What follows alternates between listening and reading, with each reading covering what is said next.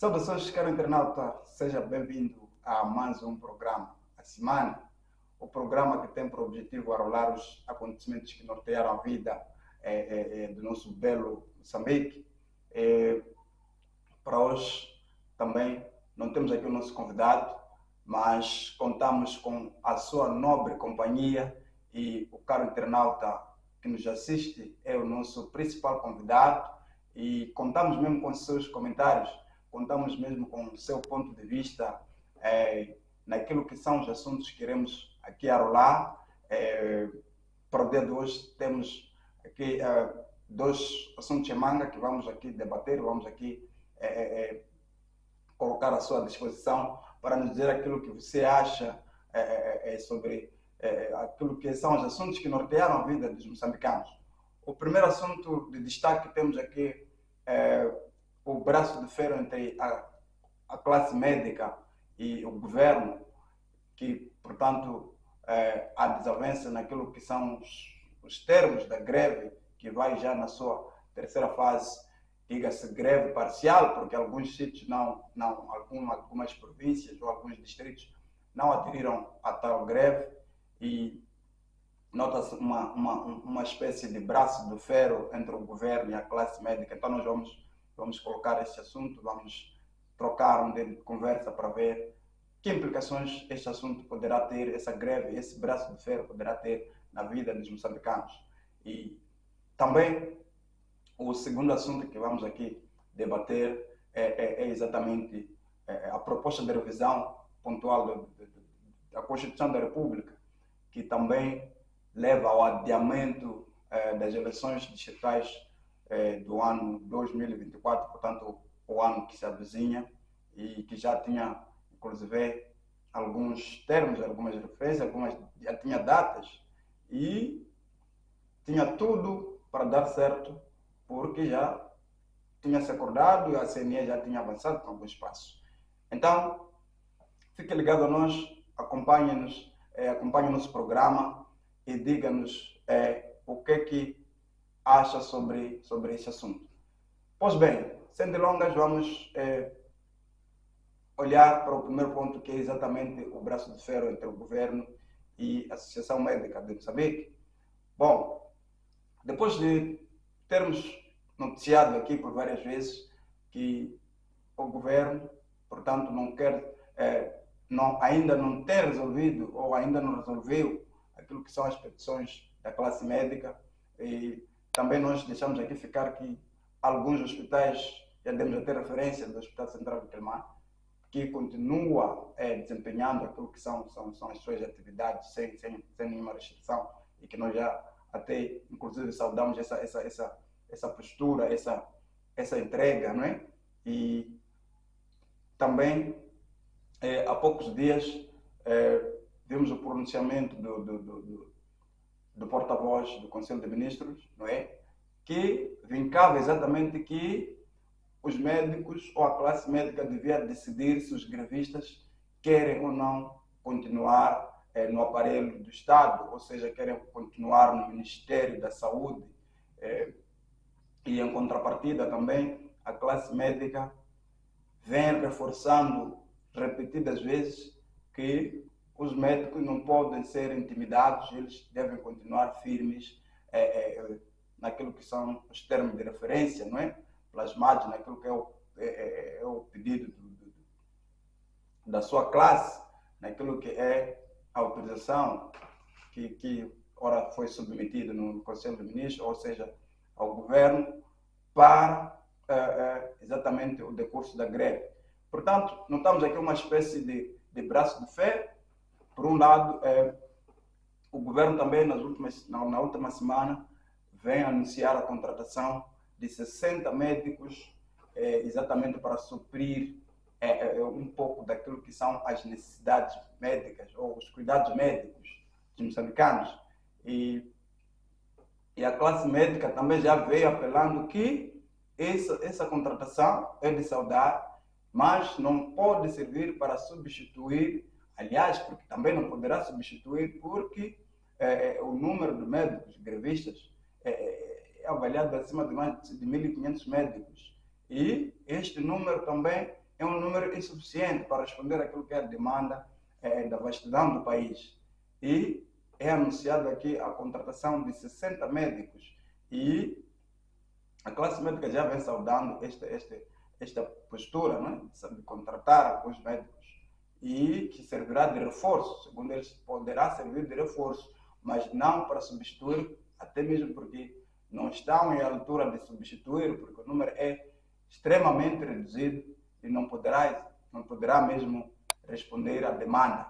E notamos aqui uma espécie de braço de ferro entre o governo e a classe médica, que apelou a não tomada de medidas administrativas sob risco de acionar aos órgãos internacionais que tutelam pela saúde. E nós queremos convidar ao caro internauta a refletirmos sobre as reais consequências, as reais implicações deste braço de ferro, não é? Nós sabemos que a nossa assistência médica no país já vinha sendo deficiente muito antes da greve. E, pois bem, com a greve a situação fica mais caótica e queremos convidar o caro internauta a refletirmos juntos sobre as implicações. O que é que exatamente poderá acontecer nos nossos hospitais? Que hospitais poderemos ter daqui em diante?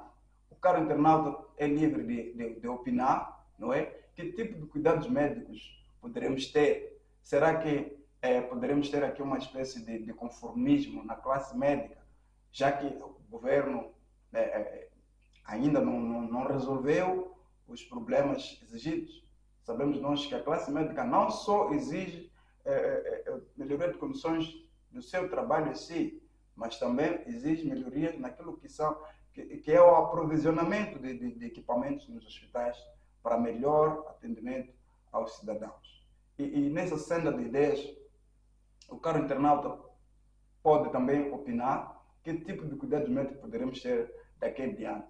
No caso da classe médica, por exemplo, Serendê, e entrar num acordo, digamos, num acordo forçado, já que as negociações já têm levado níveis que, creio eu, que talvez não sejam os níveis que esperavam, não é? A classe médica, o desejo era que sentasse, negociasse, saísse uma solução em pouco tempo. E já também o próprio ministro da Saúde, o Dr. Armindo Tiago, já tinha se pronunciado sobre uma possível saída, sobre uma possível resolução daquilo que são as petições, daquilo que são as reclamações. Dizia ele que a maior parte das reclamações são legítimas, reconhecendo ele que há muitas fragilidades, há muito déficit naquilo que é o aprovisionamento de equipamentos para o melhor atendimento. Falamos também do próprio equipamento médico e não só os fármacos, os hospitais andam com muito déficit e os médicos vêm reivindicando, dentre esses e mais outros elementos que não permitem que eles realizem o seu trabalho com eficiência. Então, será que poderemos ter aqui uma situação em que o governo poderá sair lesado? Será que a classe médica poderá arranjar alguns mecanismos de trabalhar de forma independente? Será que estamos neste nível? E o cidadão? Que implicações terá? Será que, por exemplo, estamos em altura de procurar os serviços médicos, digamos, particulares ou privados, nesta degradação, por exemplo, na degradação do diálogo ou da relação entre a classe médica e o seu patronato? O que é que nós podemos esperar daqui em diante, exatamente na vida do cidadão, no que diz respeito aos cuidados médicos? Esperamos nós, porém, que haja uma saída que, acima de tudo, não possa lesar o cidadão, porque, afinal de contas, o objetivo tanto do governo, assim como da classe médica, é exatamente salvar vidas, como o próprio lema da saúde, não é? Diz que o maior valor é a vida. Então, esperamos nós que a saída não possa em último instante, prejudicar ou pesar para o cidadão que já vem com muitos outros encargos que não consegue responder. Imaginemos já a questão da saúde. Será que estamos em altura de aderirmos a serviços hospitalares privados que já estão muito caros, já estão mesmo caros, os poucos que temos? Imaginemos que o governo não der uma saída plausível ou rápida, não é? Para exatamente criar uma harmonia entre a classe médica e o seu patronato. Bom, nós esperamos exatamente que esta solução se resolva, e o caro internauta também vai comentando ali, para quem é de direito, não é? Ver se podem acelerar, criar uma saída urgente. E nós também queremos ainda continuar a parabenizar aqueles profissionais que, olhando, mesmo estando dentro ou no período da greve, têm proporcionado os seus serviços ao cidadão sem exatamente olhar por este, digamos, braço de ferro entre a classe e o seu patronato. Pois bem, como dizia, o caro internauta é convidado a deixar o seu ponto de vista e o que acha, que implicação isto poderá ter para os moçambicanos que já vêm tendo muita dificuldade no acesso a cuidados médicos. E depois desse assunto, vamos para o segundo tema do dia de hoje, que é exatamente o adiamento das eleições distritais do ano 2024. Na última sessão também, o Conselho de Ministros levou a sessão extraordinária da Assembleia da República, e na semana finda foi decidido, portanto, a bancada maioritária, né, votou a favor do adiamento das eleições distritais. O que significa as eleições distritais? Significa que os administradores passariam a ser eleitos, diferentemente do atual modelo, que são indicados a nível central, são confiados. A linguagem usada é de confiança, não é? Os cargos são de confiança.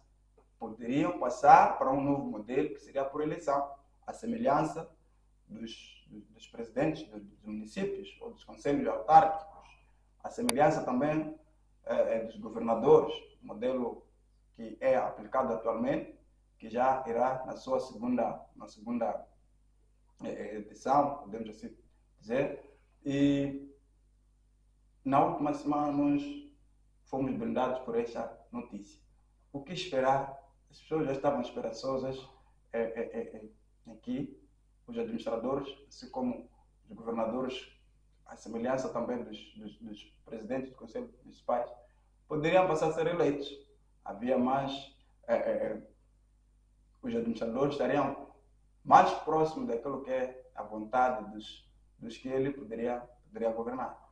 Pois bem, a justificação é que as condições ainda não estão criadas, tanto logística assim como estratégicas. O exemplo dado pelo representante, por exemplo, da bancada maioritária, é que ainda existem conflitos de atuação entre a figura do secretário de Estado, assim como do governador. Então, a ideia é primeiro procurar harmonizar as atividades, ou seja, os limites de atuação, e depois avançar-se para outra fase, que é dos administradores, que também poderiam ter algum conflito de interesse, assim, com os presidentes dos municípios, que o argumento até que é lógico, mas como é que isso vai fluir? Como é que isso vai se manifestar na realidade? Será que as bancadas minoritárias que votaram a favor, será que a população, será que vai acatar essa resolução, ou seja, essa decisão de bom agrado? Como é que isso vai se refletir?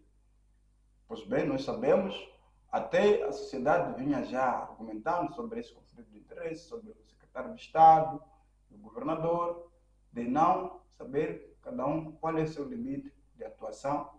Já existem documentos que orientam a atuação de cada um, mas em algum momento há este atrito que, no entender do governo, ou seja, da bancada maioritária, precisam ser sanados em primeiro lugar. E não só tem questões logísticas, tem questões financeiras que precisam ser criadas para que se leve a cabo esta eleição, e não só a própria atuação poderá também acarretar alguns custos. E também eu quero internauta ter convidado a deixar seu ponto de vista naquilo que esta decisão poderá trazer como implicações na sociedade, como implicações econômicas e não só como implicações políticas, não é? Porque os fazedores das leis, o legislador, assim como a sociedade, tem algo a dizer naquilo que é a decisão tomada pela Assembleia da República, não é? E esperamos que o caro internauta também possa deixar seu comentário a respeito deste assunto. O que é que acha sobre esta decisão? Será que é oportuna ou é uma decisão precipitada? Será que poderia se avaliar ou poderiam se arranjar mecanismos de se acelerar as condições que se esperam para ter? Ou podemos avançar no modelo que temos? Caro cidadão, é convidado a dar seu ponto de vista. Afinal de contas, o objetivo é mesmo o bem-estar da sociedade. O cidadão tem que se sentir livre de dar seu ponto de vista e também sugerir a quem de direito para que possamos caminhar numa harmonia. Então, caro internauta, nós somos gratos por nos seguir. Continue seguindo os nossos programas, continue seguindo nossas páginas no YouTube, no Facebook, assim como no Instagram. Poderá acompanhar nossos programas e deixe seus comentários e diga-nos também como podemos melhorar para trazer o melhor serviço para si. Somos a Tumini TV.